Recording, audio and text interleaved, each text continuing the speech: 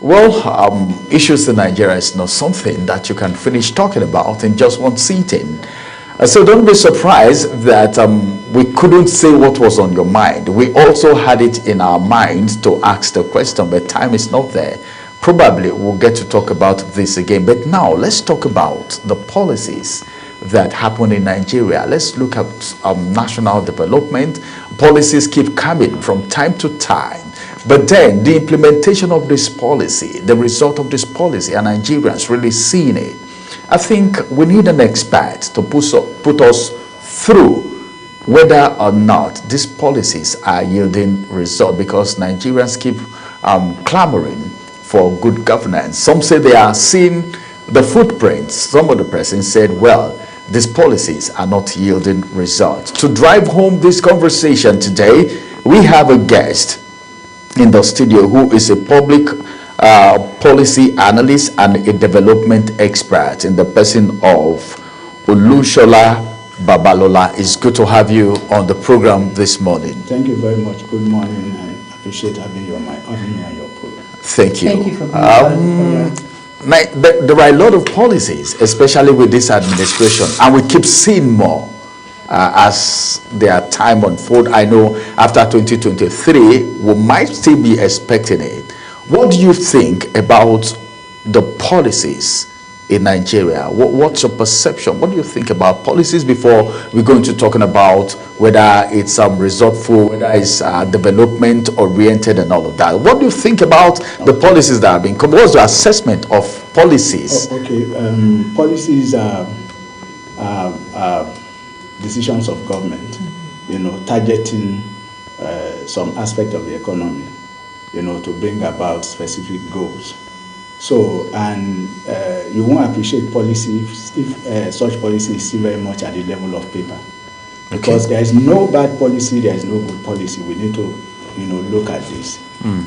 Everybody is working towards perfection. So, but there are so many things that are lacking when it comes to issue of policy. So it doesn't mean that the ones we call saner climes or the so-called sane climes are better than Nigeria in terms of policy. But oftentimes, the problem we have is problem of implementation. And how do we transform policy to development? That is the main issue. Yes, we have so many policy, and when you look at every other countries, you see policy, some of them similar to that of Nigeria. In fact, some of them, we copy them wholesale. Because I remember there was a time Nigeria copied a policy from Malaysia, you understand, and at the Alo Chamber, there was a serious debate because, at a point, one of the senators was able to dictate that, and he said this was copied word for word. So then if you copy a policy word for word, it means you appreciate that policy, and you feel that that policy is going to address some certain issue in Nigeria. So we have so many of them. Some are overlapping, some are what we call policy somersault at the end of the day. Yes, policies are good, but we should be able to transform policy from the level of document, to development. And I think that is the problem that we have. And when we are talking about that, we need to look, at the implementation process of our policy. We need to begin to look at the kind of framework that we put in place to track such policy, because that's the only way you can measure. That is the only way you can measure progress. That is the only way you can get a feedback, even from the public, to say, okay, these policies are addressing the issues that are intended for. So if we are not doing that, it will remain on paper, and some people will say, oh, this is lovely. But at the end of the day, it's not going to do anything for us. Just like I said, you have to consider the budget, you have to consider the budget timeline, you have to consider the implementation process. We have to consider even the timeline as well. If we are intending a policy to solve a particular problem, we must put a timeline to it, whether in the next 5 years or in the next 10 years. So these are the things that we need to consider. Then again, we need to remember our electoral cycles. Every 4 years, there is always a change of government. If you are lucky, you can have a 2-term. And oftentimes, it has become preeminent in Nigeria that once you have a change of government, the new government want to come up with new policy, and these are the part of the problem that we have. And to have a very good policy in place that is going to bring about the goals that is intended for, at least such policy should be able to last for 5 or 10 years. to be able to effectively evaluate that policy and see whether it is working or not. Then again, we need to look at the value chain of that policy. Yes, the federal government is going to do a policy, but again, what is the state government doing? For example, government is going to provide fund, that's going to back up that policy. But at the state level, if, for example, let's talk about NHIS. Yes, government said they are going to subsidize Medicare in Nigeria. And yes, it is incumbent on the state government to begin to provide primary health care. You understand? Rather than outsourcing. There is nothing bad about outsourcing service. You understand? But again, this is something that government can do, because the more primary health care we have, the closer, you understand, Medicare is to people in Nigeria. For example, someone who is living in a village that we need to travel about 2-3 hours if she wants to deliver to maybe a general hospital in the state capital, we now have opportunity to access a public health center within 20-10 minutes and deliver at the end of the day. Then we begin to look at those are the last miles too, which are the people in the local government. So do they have accessible road? If the feeder roads are not good, even when you have a very good policy and you have a public health care and the road is not good, at the end of the day, we're still going to have same problem that we are trying to address. Because when you consider the long hour of journey that you are going to take from your home, to the public health center, so possibly, God forbid, the pregnant woman might die on the way. So these are the kind of things that we need to consider when we are talking about policy. But it's not just about putting plan on the paper, then you just dump it there and you are not doing anything. There are so many things that are attached to policy, which we have not been doing in Nigeria. One thing that I love when you got started is the fact that you talk about policy on paper, all right, without seeing the light of day. And of course, during your explanation, you talked about continuity. We don't have continuity in governance as far as Nigeria is concerned, because everyone is coming up with their agendas. Can you do an assessment of the policies this administration brought up, all right, when they emerge? And of course, how is it doing? Anyway, the whole essence of policy is to look at the impact. But when you look at the immediate gain, and that is another danger, when you have a problem, when you have a new government in place, they need a quick fix. You understand? They want to harvest the low-hanging fruits. And at the end of the day, that will not really help the totality of the public. I'm not saying that what they are doing is not good. Yes, it's good. They have made some stride in some areas. You understand? But again, the whole essence of policy is for a long-term impact. For a long time, yes, we have harvested some result in terms of these administration policies. But again, how much of that can we sustain? Because we need to ask that. We are talking about tax here. The tax regime we had in the days of Muhammad Buhari is quite different from what we have, now.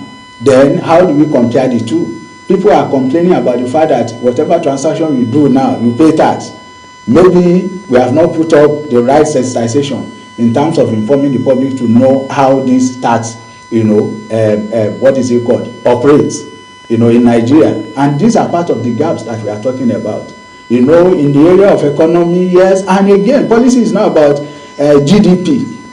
It's not just about GDP, because oftentimes people look at, in this area, our GDP has improved considerably well. But again, there are tangibles that we really need to look at. So when you say, dollar, is now competing against, Naira is competing against, dollar, or is faring well against dollar. You understand, in the markets now. Then how does that transform, to the, how will I put it now? To the standard of living of the people. You understand? So those are the kind of things that we really need to do. As the price of food change, has it come down? So if the price of food has not come down, if we still depend largely on import, for example, one of the staple food in Nigeria is rice. You understand? Garri, beans, those are the things. But if we are still importing them, then we have not been able to achieve, some of the aims and objectives of the policy that we push in place, at the end of the day. So these are the kind of things that we really need to look at. Policy should be addressed holistically. So because right from the beginning, and if the policies are not owned, If there is no ownership to those policies, we are just lying to ourselves. If people are complaining about that policy, it means the policy will not sail through. Because just like the project you want to do as well, we have to set our priority right from the outset. So, and if that is not there, there's going to be problem. So if you say you want to build the road, for me, for example, is road my priority? Yes, road is very good, but is it my priority? Then the road you want to put in place, the infrastructure, what is that infrastructure going to address? So these are the kind of things that we really need to look at the end of the day. You understand what I'm trying to say now? So these are the things. There must be ownership, there must be feedback. People must own that policy, that okay, this is our policy, and that's when you see people, for example, the issue of tax that we are talking about. If they don't own the tax policy, you will not see people paying tax at the end of the day. They will rather want to cut corners and see how they can ensure that they evade tax. But if there is ownership, definitely they are going to embrace such policy. And how do we ensure ownership? You have to bring people, along. You have to carry them along at the level of policy formulation. So, and if that is not there, there's going to be problem. Then again, you don't just leave your policy in vacuum. So you begin to assess, you begin to do assessment of that policy. So the aims and objectives of why we intend this policy, are we achieving them? And that is why we need a very good monitoring and evaluation framework in place, because that is the only way we can measure progress. Is there any progress in terms of what we are doing? If the progress is not there, fine, yes, they will have a lot of policy. The government of the day came up with good policies, but now it will be a bit difficult for us to assess what is it called, the performance of such policy. For now, it is too early. Okay. And we have to, just like I said, that we need between 5 and 10 years to assess a good policy. But let me ask So they don't have all of that time to be in Yeah, office. but that's why I said there are low hanging, and I told you the implication of politicians. When they come to power, they want to showcase achievement in the office. So they want to go for the low hanging fruits at the end of the day. So they want to go for the low hanging fruits at the end of the day, and that's why you see pocket of what I call progress, in terms of our national development in Nigeria. But at the end of the day, the question we need to ask ourselves is that can we sustain those immediate results that we are talking about? Because we're supposed to move from immediate result, to mid-term result, then to the larger result, which is going to transform into the impact at the end of the day. Let me ask a question. You've mentioned a lot when it comes to policies, and of course the government has brought a lot of policies reforms, like you've heard of Nigerian First, that encourages local production, local manufacturing of Nigerian products. You've heard of the food policy that has just come into play now, that encourages diet and all of that. Affirmative procurement that has to do with women-owned businesses, women-led businesses, veterans, people with disabilities, and all of that, just to bring everyone together under an umbrella to see where you fit in. As a Nigerian, you can actually bid for contracts. It doesn't matter whether you're a professional or not. That's under affirmative procurement now. You can bid for a contract. You might not do the bigger contract, but you can do the smaller ones, and you'll be part of it, carrying everyone along. At this point, you mentioned a lot about that. Yeah. How can Nigerians actually understand that these policies are there and they are favorable to you and I, and be part and parcel of it, than laying back and saying this particular government is not doing anything, when there is a lot of policies that can benefit you and I? Yeah, so number one, we need a lot of synergy. And this is where the issue of communication comes in, because you need to communicate to Nigerians in the language that they understand. It's very, very important. We deceive ourselves if we say that because English is our general language, then everybody in Nigeria understands English. No, we all know that not everybody in Nigeria understands, what is it called, English language. And that is the reason why we have to be intentional to ensure that we carry people. I said something. When a policy is not people-driven, there's going to be a problem. If they don't know about the policy you are talking about, it's going to appear as if you are not doing anything. So, and when I talk about synergy among agencies, you understand? For example, the Bureau of Public Procurement cannot do it alone. How can, for example, how can the Ministry of Information? Stakeholders. Yes, I know. But what I'm saying about in terms of their stakeholder, are they laying back? You understand? For example, we are talking about the tax policy here now. So how much of information in terms of the policy have you pushed out there? The other day I appeared on the TV and I was talking about the fact that even today in Nigeria, there is something they call public announcement. In Nigeria, in those days, if there is going to be power outage, there's going to be announced on the radio and TV. So the same thing with water, you understand? Then now, if they want to change money, you remember, maybe months before the change is being effected, when you go to bank, you see the new money, you see the old money placed side by side. And you are going to see information in local languages, on radio, on TV, informing people about the change of money, the intended action that's going to happen. Are we having all those things? You have said it. You are able to have access to that document because you understand English language. That is why you are able to interpret it. What about those that do not understand English language? So how do we put it? How do we ensure that they understand what the Procurement Act is talking about? So it's very, very important that we bring it to people, and that's why policy must be people-oriented. So as little as language, you understand, the language of policy is very, very important. Just like Nigerian Constitution, a lot of people fall into the trap of Constitution or law in Nigeria, not because they are criminal-minded, but some of them don't know. And law is not a respecter of anybody. Once it happens, it happens. At the end of the day. Let me quickly interject. Let's tilt towards affirmative procurement now, because that particular policy has to do with you and I. It has to, like I mentioned before, veterans, women-owned businesses, women-led businesses, people with disabilities, and all of that coming into play under that umbrella, making it easy that, come on, you can actually contract projects, you can bid for it. But don't you think that most Nigerians are too scared when they hear government? They feel it's something that is so big, and the government in play here has decided to make it oriented for you and I, to be beneficial for you and I. So what else?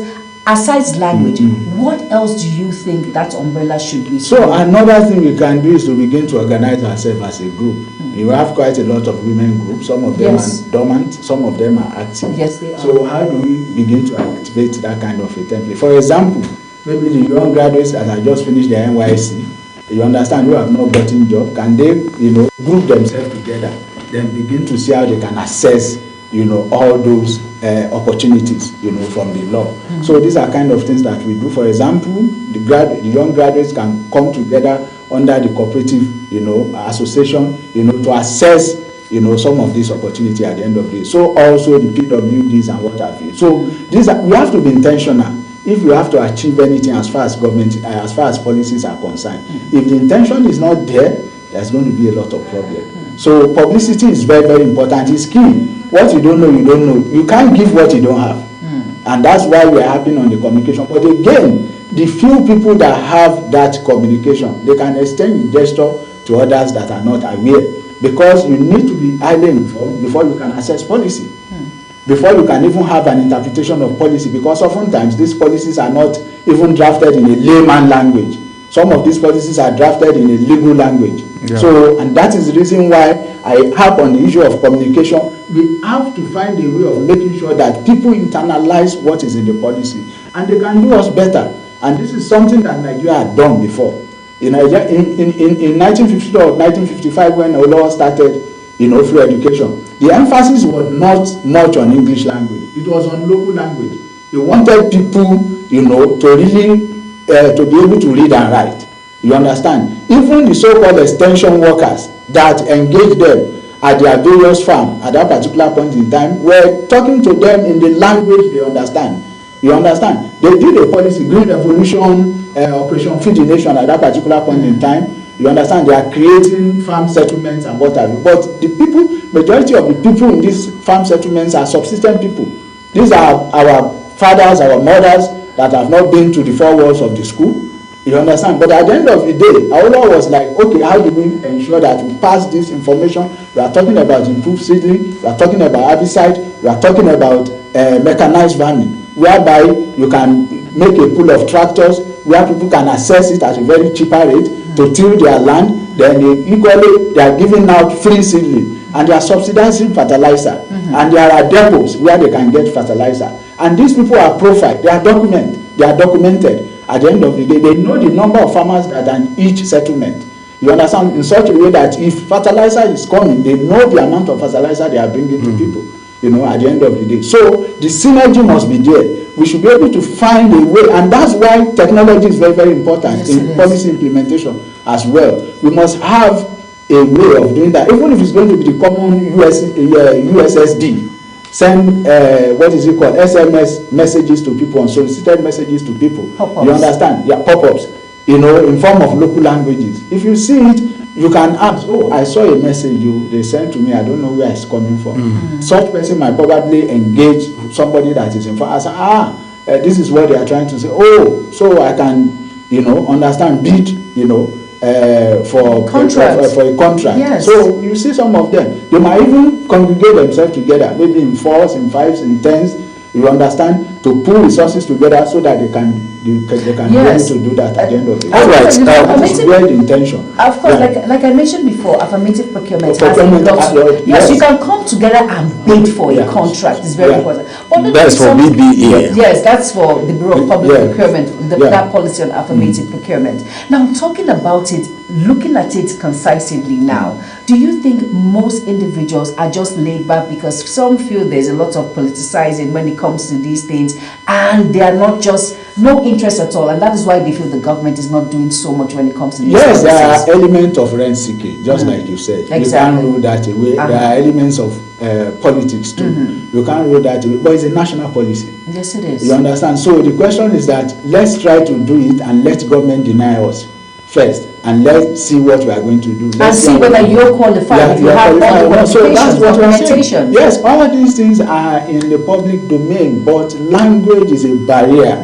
Still language. Language is a barrier, so we can't run away from it. Then we need to apply technology. We need to digitalize our our policies. There is a way we can abridge policy in such a way that maybe we need to create what we call fact sheets. Maybe we need to create what we call policy briefs for people to really understand what is going on. We don't need the lengthy. You understand? If we have those documents, we have the summary of those documents in form of policy briefs, in form of fact sheets. People can quickly access them and say, so I'm qualified to do this, and you begin to see them responding. Let's get back to the government now, as it has to do with policy implementation. What are the bottlenecks? Because you said something very vital when you were talking about policy implementation, and you were talking about government coming, there is no bad policy, there is no best policy and all of that. But there are things people need to understand, and that's the time frame and of course the consistency and assessment of these policies. Does it mean that our government that make these policies don't know all of this, or they just want to make it to appeal to the people? You just said something, and I caught it. The issue of coming to do something, blah, blah, blah, blah, blah, blah. These are short term and just make Nigerians feel, hanging fruit, just get this one, and you feel, this administration is working just to convince the people. But then at the long run, another person come and the whole thing change and we'll start from square one. So why is that? Is it a deliberate act by the government, or there are bottlenecks to this policy implementation? Definitely there are bottlenecks, and I'm going to mention a few of them here, because one of the things that actually frustrate policy are bottlenecks. So we need to talk about capacity and competence. Okay. Do we have the right capacity to implement that policy? The people at the ends of affairs, do they have the competency, to implement that policy? Because these are things we need to consider. We have, formulated quite a number of policy, but those that the policy sits on their table, I'm not saying that Nigeria does not have the right set of people to do that, but do we have the right set of people at the right place and at the right time? So this is very, very important. And I'm going to let me quickly address the issue of timing. Oftentimes there's this mistake that we normally make. When you tie, the government calendar with that of policy calendar. For example, I will use agriculture. You understand? You are looking at government calendar. There was a time they are talking about the fact that contractors were not paid. You understand? They started work, and at the end of the day, they abandoned some of these projects. And these are infrastructural development, projects, that can bring about a lot of goods to the country. But, along the way, somehow, the projects got suspended. Got suspended in the sense that, if you don't mobilize me, I can't go back, you know, to the field to continue the work. I need money, you know, to do that. Some of them claim that they've gone to the bank, you know, to borrow money, and their lenders are their neck now. And the what is it called? The interest kept, you know, increasing. So if we are working with government calendar, what do I mean by government calendar? If we are doing January, you know, to December, for example, and we are saying money can be released at a certain point in time, you understand, maybe quarter 1, quarter 2, or quarter 3, we are going to run into problem. And you know the reason why I wanted to use issue of agriculture for us to understand it. For example, in agriculture, we have agric season. There's a time to till the ground, there's a time to plant, you understand, there's a time to harvest. For example, we said we have a policy that subsidizes fertilizer.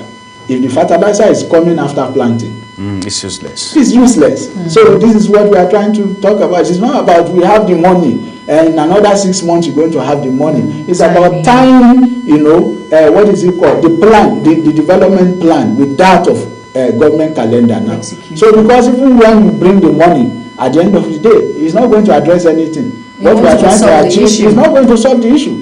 Because what we are going to achieve, we couldn't achieve it. Then the other thing is about the competence that I talk about. Do we have the right competence? Because when you start implementing policy, you look at it, if it is something that's going to fly. If there is a way, you begin to see outliers, some of unintended, you understand, even objectives of that policy. So then some of the things that you don't even envisage will begin to come out. How can we quickly mitigate all those things? So if you don't have a mitigation plan, a very good mitigation plan, the policy is not going to see the light of the day. And that's why they need to bring the real experts to do the work. And that's why we don't need, you know, to seek rent. And that's why we don't need to publicize our policies. If we are publicizing this, we continue to have issue. If we are seeking rent, we continue to have issue. If we don't have the right competence in place, there's going to be problem, you know, at the end of the day. So because when you have the right competence and capacity in place, you can quickly detect, if there is any challenge. You know, yes, if there is any gap, you can quickly say, oh, we didn't envisage this, but this is going to be a problem. How do we mitigate it? So until we begin to have things like that, if we don't have them, there's going to be a problem at the end of the day. Oftentimes, it's not that we don't have some of these competence, but when we are talking about politics, takes preeminence over the competence. This is what we want to do. We want to achieve this now. You understand? And that's where the problem lies. And that's to the people. All right. What one policy of this administration that even if you wake a child from sleep, will tell you is subsidy removal. Yeah. So what's your assessment of this subsidy removal? Was it a good move, and the impact so far? And of course, what are we expecting? Okay, remember at the beginning of the program, I talked about the fact that there is no bad policy, there's no good policy. Yes. You understand? So policies are working documents, so you have to improve on them. But if there is any popular demand from Nigerians, is that subsidy should be removed. Yeah, there is nothing bad about removing subsidy, but the gains of subsidy, what are we using it for? So those are the kind of things that we really need to look at. Then, because we need to show to people that yes, just like Mr. President said, that I'm going to inflict hardship on you, but again, it's just a matter of time. We begin to see the result. Then the question we need to ask is that we need to take Mr. President for his word. Are we seeing the reward now? You understand? So those are the kind of questions that we need to, because ordinarily, if subsidy is removed, then in other sector of the economy, we begin to see the impact of that subsidy removal, you know, at the end of the day. So like I said, it takes a longer time for us to really assess, you know, that policy. And that is the truth. You understand? That because if we don't do that, what we are going to be throwing about as achievements will be those low-hanging fruits that I talk about, you know, at the end of the day. Because people are querying why government is still, you know, still very much neck deep in borrowing. If you have, scuttle, you know, some of the bottlenecks and bureaucracy that involves in subsidy removal.